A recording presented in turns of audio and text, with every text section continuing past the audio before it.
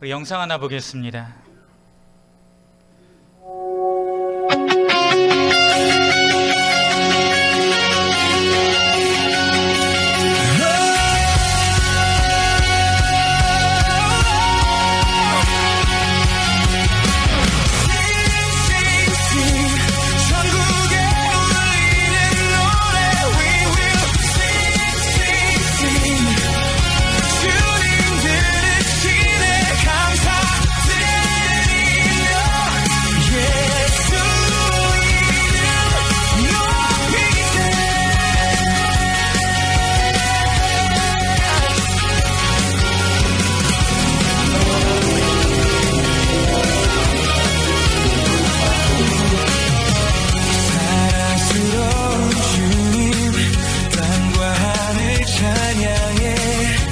열방이 경배해 예수님 당신은 주 유일하신 5월은 가정의 달로 첫 번째 주일은 어린이 주일로, 그리고 지난 주일은 어버이 주일과 함께 온 가족이 함께 모여서 예배하는 주일로 지켰습니다. 바라긴 여러분들의 가정에 하나님의 놀라운 은혜가, 그리고 형통케 해주시는 복이, 강건함의 복이 있기를 간절히 축복합니다. 하나님이 한 번만 생각해 주셔서 우리의 살아있는 동안에 하나님을 만나고, 그리고 그 하나님 때문에 기뻐하고 행복한 삶을 모든 성도들이 함께 누려갈 수 있기를 간절히 축복합니다. 옆에 계신 분들과 인사하겠습니다. 반갑습니다. 참 잘 오셨습니다. 인사하겠습니다. 여러분, 우리 인생에서 가장 중요한 것은 무엇일까요? 두말할 필요도 없이 생명입니다. 돈 많은 거, 명성이 있는 거, 그리고 권력을 가진 거, 명예를 얻는 거 다 중요합니다. 하지만 건강이 없으면, 생명을 잃어버리면 아무짝에도 쓸모가 없습니다. 그래서 성경은 우리에게 이렇게 가르쳐 줍니다. 사람의 생명은 온 천하보다 귀한 것이라고 말합니다. 오늘 읽은 마가복음 8장 36절 37절 말씀 우리 같이 읽도록 하겠습니다. 시작. 사람이 만일 온 천하를 얻고도 자기 목숨을 잃으면 무엇이 유익하리요? 사람이 무엇을 주고 자기 목숨과 바꾸겠느냐? 아멘. 가장 중요한 것을 뭐라고 말합니까? 우리의 생명이라고 말합니다. 이 생명은 천하보다 귀한 것입니다. 바꿀 수 없습니다. 그런데 여러분, 우리의 생명은 육적인 생명과 영적인 생명으로 구성되어 있습니다. 창세기 2장에 보면 하나님께서 사람을 지으실 때 무엇으로 지으십니까? 흙으로 지으십니다. 흙을 빚어서 우리의 육신의 모습을 만드셨습니다. 여기 기록된 흙이라고 하는 히브리어는 원래의 뜻이 먼지입니다. 그러니까 우리 육체의 생명은 겉모양은 이 먼지로 지음받았다라는 것입니다. 그런데 단순히 그렇게 먼지로만 짓지 않았습니다. 이 먼지로 만든 육체 속에 하나님의 호흡, 하나님의 생기를 불어넣으셨습니다. 그렇게 해서 사람의 육체 안에 영혼, 영적인 생명이 창조되었습니다. 그리고 그 후에야 성경은 인간이 마침내 생명이 되었다라고 말합니다. 하나님이 생기를 그 코에 불어넣으시니 사람이 생명이 되었다. 생명이라고 하는 이 말은 진짜로 살아있는 존재라는 것입니다. 그러니까 이 말 그대로 해석을 하자면 하나님께서 사람을 흙으로 만드시고 생기를 불어넣으시기 전에는 진짜 살아있는 존재는 아니었다는 거죠. 그런데 주께서 생기를 그 코에 불어넣으신 순간 그 사람이, 아담이 바로 살아있는 존재로 바뀌게 되었습니다. 그러니까 사람은 영혼이 육체 속에 창조되고 나서야 진정한 생명의 존재가 됩니다. 그래서 우리는 흙과 먼지로만 이루어진 육체적인 존재가 아닙니다. 육체를 가지고 있지만 영적인 존재입니다. 어떤 의미에서 우리 존재가 먼지로만 지어진 육체뿐이라면 그러면 우리 생명은 큰 가치가 없습니다. 하지만 우리에게 주께서 생기를 부어넣어 주셨기 때문에, 생기를 받은 영혼이 되었기 때문에, 하나님의 형상대로 지음받은 영혼이 있기 때문에 모든 사람의 가치가 달라지게 된 것이죠. 바로 우리의 이 영혼이 하나님과 대화할 수 있는 생명의 안테나입니다. 이 영혼이 하나님과 교제할 수 있는 축복의 통로입니다. 이 영혼이 하나님의 뜻을 분별하고 하나님을 섬길 수 있는 기관이 됩니다. 그러니까 우리가 하나님 앞에서 영원히 살 수 있는 근거가 바로 이 내적인 영혼에 있다는 것이죠. 그런데 그렇게 지음받았던 인간이 죄를 짓습니다. 하나님 앞에서 죄를 범하게 됩니다. 죄를 지으니까 아담과 하와는 에덴 동산에서 쫓겨나게 되었고, 그리고 그 영혼도 강팍해져 갑니다. 땅도 엉겅퀴를 내게 됩니다. 자, 그 죄로 말미암아 우리에게 들어온 것이 무엇입니까? 죽음입니다. 영혼도 죽고 육체도 죽는 영원한 죽음의 존재가 되어버렸습니다. 자, 그런데 죽음으로만 끝난 것이 아니라 영혼도 육체도 영원히 불타는 지옥에 던져져야만 했습니다. 반드시 지은 죄에 대해서 대가를 치러야 됐다는 것이죠. 자, 우리는 태어나 살고 있습니다. 다 다르기는 하지만, 사람마다 다르기는 하지만, 우리가 이 땅에 태어났으면 어쩔 수 없이 우리는 죽음을 향해서 달려가는 존재입니다. 70을 살든지 80을 살든지 100세를 살든지 다 상관없이 우리는 태어나면서 사형 선고를 받은 사람들입니다. 시간만 미뤄졌을 뿐이지, 하나님이 우리의 생명을 잡고 집행유예를 시켜줬을 뿐이지, 우리는 다 죽음을 앞두고 있는 사람이라는 것이죠. 그 사형 집행 날짜가 언제입니까? 주님이 우리를 부르실 때입니다. 그런데 우리 인생은 육체가 죽는 것만으로 끝나는 게 아닙니다. 사람이 죽는 것으로 끝나는 게 아닙니다. 죽음 이후에 반드시 심판이 있다라고 말합니다. 그런데 이 심판이 있지만 우리가 생명이 붙어있는 이 순간순간에는 하나님께서 우리에게 은혜를 베풀어 주셨는데, 예수 그리스도를 믿으면 영원한 하나님 나라를 소유할 수 있도록, 천국을 소유할 수 있도록 허락해 주셨습니다. 그런데 그 주님을 알지 못하고 내 마음대로 살아가는 사람들은 그대로 사형이 집행되고 영원한 지옥으로 떨어집니다. 사실 이 내용은 교회를 다니든지 다니지 않든지, 복음을 듣든지 듣지 않았든지, 믿든지 믿지 않았든지 모든 사람들이 다 인식하고 인지하는 것입니다. 왜 그럴까요? 인간은 다 누구나 종교적인 존재이기 때문에 그렇습니다. 영적인 존재이기 때문에 그렇습니다. 그래서 모든 인간은 두 가지를 분명히 압니다. 신앙을 가졌든지 갖지 않았든지 두 가지를 알아요. 첫 번째는 무엇일까요? 사람은 다 죽습니다. 여러분들 다 죽게 되어 있습니다.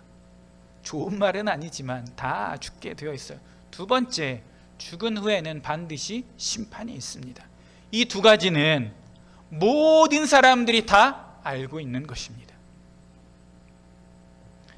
여러분, 이것을 왜 사람들이 알고 있을까요? 영적인 존재이기 때문에, 그리고 종교적인 본능 때문에 그렇습니다.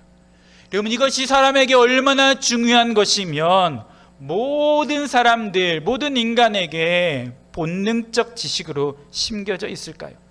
그래서 우리가 이 땅을 살아가면서 가장 중요한 것은 우리가 죽고 난 이후에 우리의 영혼이 어디로 가는가, 어디로 결정되어져 가는가, 이것입니다. 천국인가 지옥인가, 이것은 우리의 인생 그 무엇보다, 어떤 것보다 가장 중요한 것입니다. 제가 설교를 준비하면서 한 가지 생각한 것이 있었어요. 제가 설교를 처음 했던 때가 29살입니다. 주일학교 설교였어요. 그리고 시간이 한참 지났습니다. 한 23년 동안 설교를 해오고 있는데 나는 얼마나 이 천국과 지옥에 대해서 설교를 했을까 곰곰이 생각해보고 지금까지 해왔던 설교를 막 찾아가지고 보았어요. 얼마나 했을까요? 거의 하지 않았어요. 한 가지 더 생각을 했습니다. 그럼 나는 얼마나 많이 천국과 지옥에 대해서 들어왔을까, 설교를 들어왔을까 생각해 보니까 별로 들은 기억도 없어요. 알기는 알지만 천국과 지옥에 대해서 나도 그렇게 하지 못했고 듣지도 못했다는 거죠. 왜 그럴까요? 멀리 있는 것이라고 생각했기 때문에 그렇습니다. 여러분, 그런데 멀리 있는 것이 아니라 우리의 인생의 가장 중요한 문제가 바로 그것입니다. 천국과 지옥.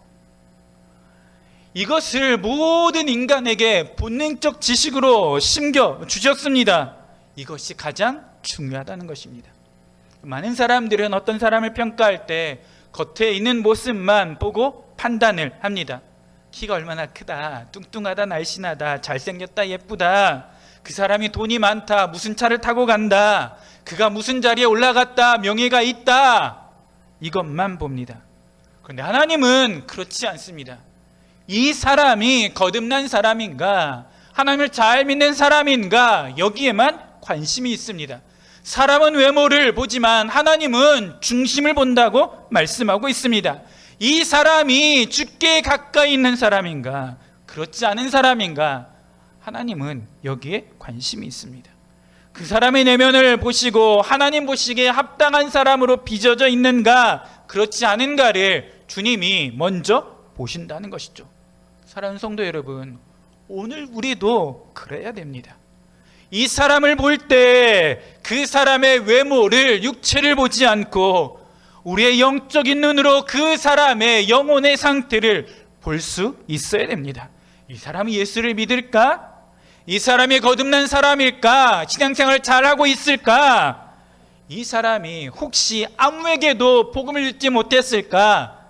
여기에 관심이 있어야 된다는 것이죠. 이런 마음이 있는 사람은, 성도는 살아있는 성도입니다. 이런 성도는 영혼을 구원하고 살릴 수 있는 능력 있는 성도입니다. 어제였죠. 35사단, 이 전라북도 지역을 다스리는 35사단의 신병교육대 진중 세례식이 있어서 다녀오게 되었습니다. 작년에 제가 익산에 있는 부사관 학교에 처음에는 세례식 때문에 방문하게 되었는데, 아무리 이 얘기를 주고받아도 그 교회, 중용대 교회에 있는 목사님 담당하는 분과 이야기를 주고받아도 그 당시에 6개월 동안 세례를 받겠다고 하는 사람이 단 한 사람도 없는 건 없었죠. 작년에. 거긴 부사관들이니까.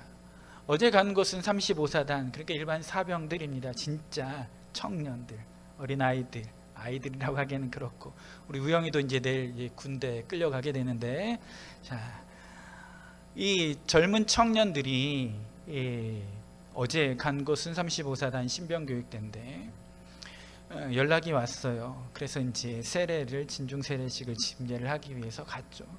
이제 뭐 워낙 이제 바빴으니까 막 하다가 이제 제가 이제 통화를 했어요. 담당한 목사님께. 이번에 여기에서 세례를 받는 사람들의 숫자가 얼마나 됩니까? 물어봤어요. 얼마나 되었을까요? 모르죠. 94명이 어제 세례를 받았어요. 94명이. 부사관 학교에서 작년에는 한 사람도 없어가지고 세례식을 하지 못하고, 대신 요즘은 대학생들이 군부대 체험을 하기 위해서 캠프를 오더라고요. 3박 4일 캠프를 오는데 이 대학생들을 대상으로 예배를 같이 드렸어요. 그렇게 와준 것만 해도 고맙게 여겨야 된다고 저한테 그러더라고요. 그리고 시간이 지났어요. 그리고 어제 간 곳은 생판 바깥에서 아무것도 알지 못하고 살아왔던 청년들이 내가 이제는 예수를 구주로 믿겠다라고 고백하고 세례받기로 결심했는데 모든 교육을 다 마치고 머리에 이제 물로 성령으로 세례를 받는데 94명의 청년들이 왔어요. 요즘 군대는 강요한다고 해서 교회로 끌고 올 수 없습니다. 종교의 자유가 너무나 다 있어서 강요할 수도 없어요. 그런데 이 청년들은 스스로 내가 예수를 구주로 고백한다고 믿는다고 말하는 청년들이에요. 와가지고 두 손을 꼭 모으고 무릎을 꿇고 세례를 받아요. 얼마나 마음에 감동이 되었는지. 그리고 끝나고 나서 세례받는 그 청년들 말고 함께 예배를 드렸던 청년들도 세례식이 끝나고 나서 기도해달라고 사람들이 막 몰려들었어요. 그런데 제가 되게 감동했던 게 앞에 방석을 딱 깔아놨는데 무조건 앞에 오면 무릎을 꿇고 두 손을 다 모으고 고개를 숙여요. 기도 제목이 뭐가 있냐고 물어봤는데 다른 건 없고 군생활 잘 할 수 있게 기도해 주십시오, 가족을 위해서 기도해 주십시오 하는 것들이 기도받으러 온 청년들의 이야기였어요. 그들의 마음속에 뭐가 있어요? 뭔가 붙잡고 싶은 마음이 있는 거잖아요. 세례받은 청년들도 그렇고 예배에 참석한 사람들도 그렇고. 이들을 보면서 얼마나 마음에 감동이 되었는지 오랜 시간이었지만 기쁨으로 기도해주고 세례도 베풀고 왔습니다. 이것이 우리가 해야 될 일이기 때문에 그렇습니다. 여러분, 우리가 살고 있는 세상에 수많은 사건과 사고를 봅니다. 원해서 사건과 사고를 당하는 사람이 아무도 없어요. 놀러 갔다가 편안하게 오다가 비행기를 탔는데 비행기가 추락한 경우도 있고 건물이 무너지기도 합니다. 지난주 목장 기도를 하면서 교단 부총회장 목사님이 이런 이야기를 설교 때 하셨어요. 비행기를 타고 어디를 가실 때마다 늘 비행기에 타는 사람들에게 속으로 이렇게 한대요. 출발할 때, 비행기가 이륙할 때, 당신들은 나 때문에 비행기가 안전하게 뜨는 줄 아시오, 그렇게 얘기하더라고요. 그래서 속으로 뭐야 이게. 그런데 그것으로 끝이 아니라 내릴 때, 착륙할 때도 이 목사님 뭐라고 하냐면, 자, 당신들은 나 때문에, 내 기도 때문에 이 비행기가 안전하게 착륙한 줄 아시오, 이렇게 한다는 거죠. 근데 그 얘기를 듣는데, 아, 그렇구나. 우리의 앉고 일어섬도 하나님께 달려있고, 우리의 모든 걸음걸음도 하나님께 달려있고, 그리고 이것이 하나님이 우리에게 베푸르신 은혜라고 하는 것을 깨닫게 되었습니다. 여러분, 누가 사고를 당하고 싶습니까? 누가 어려운 일을 당하고 싶습니까? 근데 그 일을 순식간에 당합니다. 많은 사람들이 그 어려운 일을 당하면 왜 그곳에 갔냐고, 왜 그것을 비껴나가지, 왜 그 시간에 갔냐고 말합니다. 근데 그 일이 일어날 줄 누가 알았습니까? 비행기가 떨어지고 건물이 무너지고 불이 나고 큰 교통사고가 나고. 여러분, 이것을 바라보면서 무슨 생각이 드십니까? 사람들이 다 죽어가고 아수라장이 되어 있는 이것을 보면서 하나님 우리에게 똑바로 이 세상의 현실을 보라고 말씀하십니다. 그 사건 현장마다 구조하기 위해서 수많은 도움의 손길이 있습니다. 그런데 아무리 애를 쓰고 애를 써도 모든 사람들을 다 구할 수는 없죠.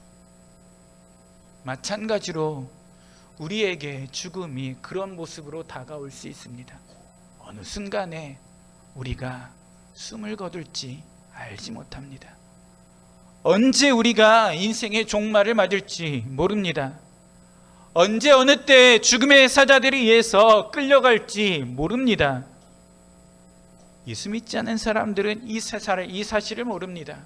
세상 살기도 바쁜데 천국과 지옥이 뭐가 중요하냐고 말합니다. 죽은 후에 생각하면 되지, 지금 살아가는 것이 힘든데 그게 뭐가 대단한 거냐고 말합니다. 나는 그런 것 안 믿으니까 나는 그냥 살아있을 때, 숨 붙어 있을 때 재미있게 그냥 살겠다라고 말합니다. 왜 사람들이 이렇게 말할까? 이유는 딱 하나입니다. 육체가 생각을 지배하기 때문에 그렇습니다. 육체가 생명의 주체가 되기 때문에 그렇습니다. 그런데 여러분 잘 기억하십시오. 모든 사람들은 다 심판대 앞에 서게 됩니다. 믿는 자들은 천국으로, 믿지 않는 자들은 영원한 형벌 지옥으로 가게 됩니다. 인생 최악의 사형집행을 당하게 됩니다. 언제 그렇습니까? 믿지 않는 자들, 그 영혼과 육체는 지옥불에 떨어지게 됩니다. 그런데 여러분, 바로 이런 사람들 향해서 손 내밀고 천국 가자고 하는 것이 전도입니다. 우리의 인생, 우리의 삶의 사형집행이 이루어지기 전에 예수 믿고 천국 가자고 끌어내는 것이 전도입니다. 여러분, 아무리 사람이 하나님께 죄를 지어 지옥에 갈 운명이라 할지라도 하나님은 반드시 구원의 길을 열어놓으셨습니다. 사형이 집행되기 전에 예수 그리스도를 믿고 하나님을 아버지로 부르는 사람은 영원한 천국으로 자리를 이동해 주십니다. 이것이 성경이 말하고 있는 우리가 믿는 복음입니다. 그러므로 우리가 전도하고 복음을 전하는 것은 죽어가는 사람을 구조하는 것과 같습니다. 구주의 밧줄을 던져서 사람을 살리는 것과 똑같은 것입니다. 그리고 잘못된 길, 잘못된 현장에 가지 않고 안전한 곳으로 인도하는 것과 같습니다. 부활절에 우리는 태신자를 작정했습니다. 아직도 예수님을 알지 못하는 사람들의 이름을 적어서 우리 성경책에 부었습니다. 단순히 이름을 적은 것이 아니라 우리는 그들을 살릴 책임이 있다는 것이죠. 잘못된 길로 가지 않게 선한 길로 이끌 책임이 우리에게 있습니다. 구조선을 타고 그들을 건져낼 책임이 우리에게 있습니다. 사랑하는 성도 여러분, 천국과 지옥 분명히 존재합니다. 우리는 이것을 잘 압니다. 하지만 이것을 전하지 않는 이유가 무엇입니까? 지금 삶이 너무 편하기 때문에 그렇습니다. 그런데 우리는 자나깨나 확실하게 구원의 줄을 던져야 되고, 지옥의 길을 걸어가고 있는 사람들에게 천국의 열차표를 던져 주어야 됩니다. 생명줄을 던져줄 줄 아는 사람이 되어야 됩니다. 사랑하는 성도 여러분, 이것보다 아름다운 일은 없습니다. 생명을 살리는 일, 이것보다 소중한 일은 없습니다. 사랑하는 성도 여러분, 이 일이 가장 중요한 일이 되는 것은 무엇 때문에 그렇습니까? 생명이 있기 때문에 그렇습니다. 이 사람을 건져내기 때문에 그렇습니다. 교회가 이 땅에 존재하는 이유가 무엇입니까? 전도하기 때문입니다. 전도하기 위해서입니다. 세상을 구원하고 지옥 가게 될 영혼을 구원하기 위해서 교회가 이 땅에 존재합니다. 우리 교회가 몇 년이 되었습니까?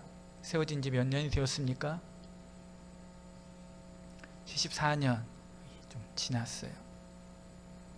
교회가 정확히 언제 세워졌는지는 잘 모르지만 74년 전에 이 자리는 아니지만 고창 땅에 하나님께서 믿는 자들을 통해서 교회를 세워주셨습니다. 세워주신 이유는 딱 하나, 구원의 방주, 구원의 등대가 되라고 입니다. 교회가 여기에 있는 이유는 다른 것 아닙니다.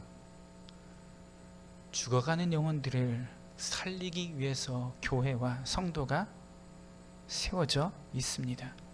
그러므로 교회는 영혼을 사랑하는 교회가 되어야 됩니다. 생명을 사랑하는 교회가 되어야 됩니다. 그리고 성도도 영혼을 사랑하고 생명을 사랑해야 됩니다. 그래야 하나님 보시기에 아름다운 교회이고 하나님이 기뻐하시는 성도가 되는 것입니다. 바라기는 우리 교회가 영혼을 사랑하는 교회가 되기를 간절히 소망합니다. 모든 성도들도 생명을 사랑하는 성도들이 되기를 간절히 축복합니다. 그럼 보니까 우리 교회에도 열심히 전도하시는 분들이 계십니다. 뭘 얻기 위해서가 아니에요. 아직도 예수님을 알지 못하는 사람들 때문에 열심히 복음을 전하는 분들이 있습니다. 그분들의 눈물과 땀이 있기 때문에 교회가 잘 세워져 가는 것이죠. 그렇게 전도받아온 성도들이 함께 예배하고 함께 주님을 찬양합니다. 그리고 마음속에 영혼을 사랑하고 생각하는 마음이 있습니다. 어떤 교회는 전도하지 않아도 성도들이 많이 몰려오는 교회가 있다고 해요. 진짜 부럽지 않습니까? 아무것도 하지 않아도 교회로 사람들이 막 온대요. 우리 교회가 그랬으면 좋겠는데 정말 어려운 것 같아요. 그런 교회가 되려면 무슨 일을 해야 될지는 모르겠는데 사실 그것은 별로 좋은 게 아닌 것 같아요. 오든지 오지 않든지 상관없이 여전히 우리는 복음을 전하고 영혼을 사랑하고 예수 그리스도를 전하고 그리고 하나님이 채워주실 것을 기대하는 것이 중요하다는 거죠. 때를 얻든지 못 얻든지 우리는 열심히 주님의 일을 잘 감당하면 됩니다. 예수님을 모르는 영혼에게, 주님을 알지 못하는 사람들에게 전도하는 것이 우리의 책임입니다. 하나님은 그런 교회와 그런 성도들을 기뻐하십니다. 이것이 교회의 자랑이고 성도의 자랑이 되어야 될 줄 믿습니다. 금요일마다 학교 앞에서, 교회 앞에서 전도합니다. 그리고 주일날 나가서 전도하시는 분들도 있습니다. 태신자를 작정했습니다. 나도 내가 적은 이 사람들을 이번에는 꼭 전도하겠다 작정하고 기도하고 있습니다. 이 영혼을 전도해서 구원하는 책임이 나에게 있다. 하나님이 그 길을 열어주신다. 하나님이 우리가 그렇게 기도하고 또 헌신하고 영혼을 하나님 앞에 올려드리면 반드시 우리에게 붙여주실 줄 믿습니다. 이 한 생명 나도 천하보다 귀하게 여기고 이 사람들을 놓고 하나님 앞에 기도하면 하나님이 반드시 구원해 주실 것을 믿고 우리가 나아갈 수 있기를 간절히 축복합니다. 여러분, 그러면 우리가 어떻게 한 생명, 이 태신자 작정한 사람들을 하나님 앞에 인도할 수 있을까요? 첫 번째 중요한 것이 있습니다. 그것은 기도로 우리 태신자의 마음을 묶어야 됩니다. 무엇으로요? 기도로 묶어야 된다는 것이죠. 여러분, 주님을 알지 못하는 사람들은 이 마귀도 사단도 세상도 내버려 두지 않습니다. 그러니까 이 사람을 건져내기 위해서는 우리는 더 강력한 간절한 기도가 필요합니다. 착한 사람들 많이 있잖아요. 아무리 착해도 이 사람들은 이상하게도 복음을 전하면 강팍해집니다. 그리고 자기 마음대로 살려고 합니다. 그래서 우리가 전도할 때 무엇이 가장 필요합니까? 기도가 필요합니다. 간절한 기도로 우리가 작정한 태신자들의 심령을 기도의 줄로 묶어달라고, 어두움의 줄은 끊어주시고 성령의 줄로, 은혜의 줄로, 구원의 줄로 이 사람을 묶어달라고 우리가 하나님 앞에 기도해야 될 줄 믿습니다. 그러면 하나님께서 그 사람을 우리가 인도할 수 있는 방법도 허락해 주십니다. 두 번째 우리가 할 수 있는 방법이 있어요. 그것은 계속 찾아가는 겁니다. 이스라엘 백성들이 가나안에 들어갈 때 마지막 맞닥뜨린 최대 난관이 여리고성이었습니다. 여리고 사람은 한 번도 전쟁에서 진 적이 없어요. 난공불락의 요새입니다. 그런데 이 성을 이스라엘 백성들이 어떻게 무너뜨립니까? 하루 한 바퀴 돌고 돌아오고 또 한 바퀴 돌고 다음날 돌아오고 여섯째 날까지 한 바퀴씩 돌다가 일곱째 날에는 7바퀴 돌고 소리를 지르니까 거대한 여리고성이 무너집니다. 아무 말도 하지 않고 여리고성을 돕니다. 그랬더니 그 성이 무너지게 되었습니다. 매일매일 그 성을 찾아가 돕니다. 여러분, 우리의 전도도 우리가 사랑하는 사람들에게도 반드시 이와 같은 모습이 있어야 됩니다. 찾아감의 수고가 있어야 됩니다.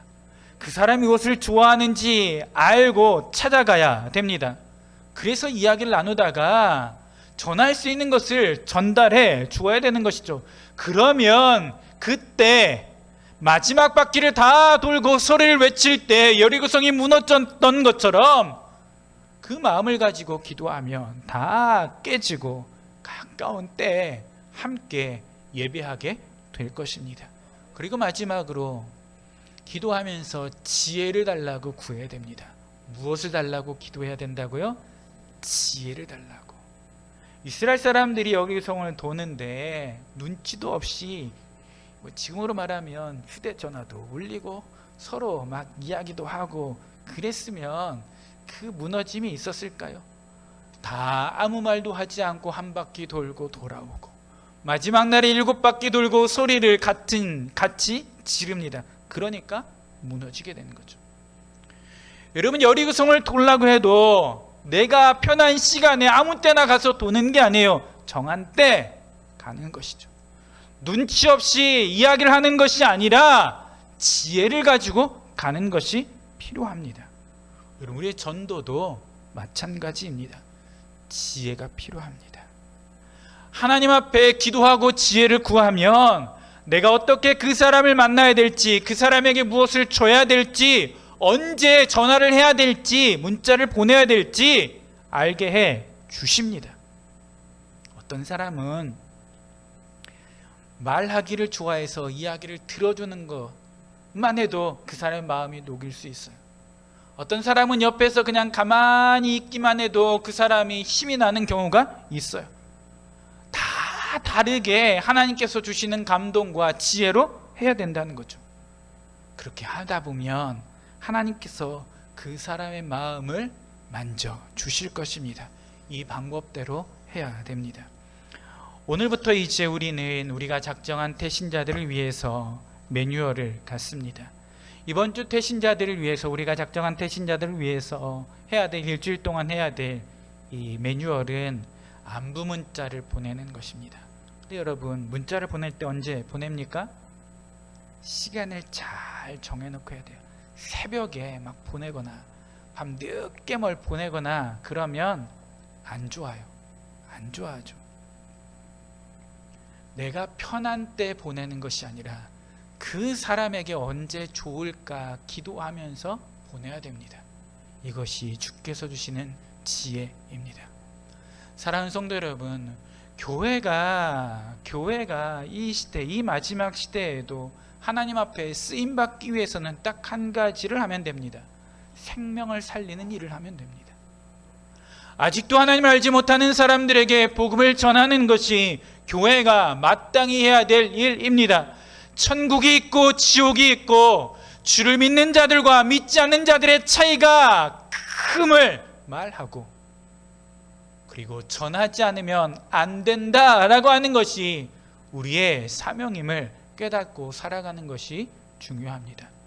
교회는 생명력이 있는가 없는가 이 차이입니다. 우리 교회는 생명을 사랑하고 생명을 살려내는 교회로 하나님 앞에 쓰임받기를 간절히 축복합니다. 우리가 작정한 태신자들 이름을 불러가면서 기도하십시오. 그의 심령을 성령의 줄로 묶어달라고, 은혜의 줄로 묶어달라고 간절히 기도하고, 그리고 우리에게 지혜를 허락해 주셔서 반드시 꼭 필요한 말이, 그리고 필요한 모습들이 나올 수 있게, 드러날 수 있게 해달라고 하나님 앞에 그렇게 간절히 구하는 저와 여러분들이 되기를 간절히 축복합니다. 그렇게 하면 하나님께서 은혜를 베풀어 주셔서 약속하신 그 이름들, 정한 그들이 다 주께로 나와 함께 예배하게 될 줄 믿습니다. 기도하겠습니다. 하나님 아버지, 우리에게 맡겨주신 이 일들, 생명을 살리는 일이 우리가 해야 될 일임을 하나님 우리가 깨닫도록 인도해 주시옵소서. 사람이 만일 온 천하를 얻고도 자기 목숨을 잃으면 무엇이 유익하리요? 하나님, 우리가 생명을 살려내는 일에, 전도하는 일에, 주의 복음을 전하는 일에 우리가 힘쓸 수 있도록 인도해 주시옵소서. 태신자를 작정했습니다. 예수 이름 믿으면 놀라운 구원의 역사가 있는 줄 믿습니다. 하나님 아버지, 오늘 우리가 작정한 태신자들, 우리의 성경책에 기록된 이 태신자들의 이름을 하나님 기억해 주시옵소서. 하나님, 우리가 그들을 위해서 기도할 때, 마음을 쏟을 때 그들이 주님 앞에 돌아와 예수 그리스도를 믿고 천국의 기쁨과 소망을 가질 수 있도록 인도해 주시옵소서. 예수님의 이름으로 기도합니다. 아멘.